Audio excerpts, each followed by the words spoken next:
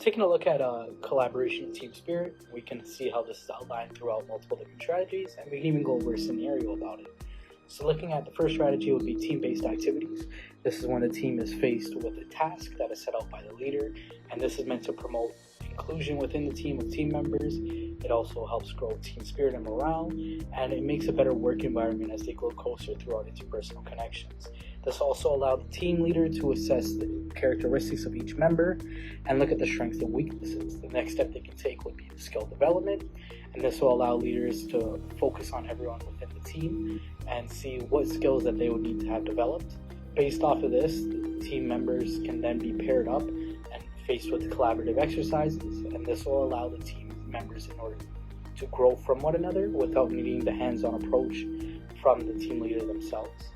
And then based off of this skill development, they can also go into skill-based matchmaking, which is when the team leader is able to identify the strengths and the weaknesses of each member and pair them up with their corresponding team members. So let's say someone is strong in communication and someone is struggling with that, they will team them up together and have them learn from one another. This will not only boost the team spirit, it will also allow them to build a closer relationship. So including these all into a scenario, we can take a look at Melissa, who is the head nurse, and she notices there's a lack of communication and team-based effort throughout the workplace. Many of the nurses fail to help each other effectively, and this ultimately leads them to be an underperforming team. Melissa first starts by getting to know each member of the team, their personal interests, and their strengths and weaknesses. Then she would pair them up based off their strengths and weaknesses, and give them a brief introduction and background knowledge based off their personal interests.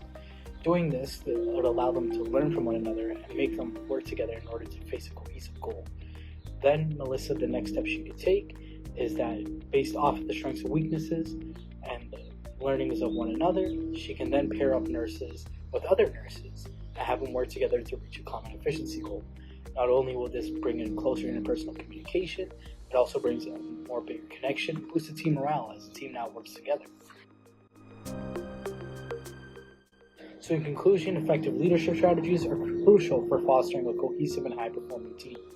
Team members are able to boost team morale, open lines of communication, and also allows us leaders to develop the team dynamics and skills.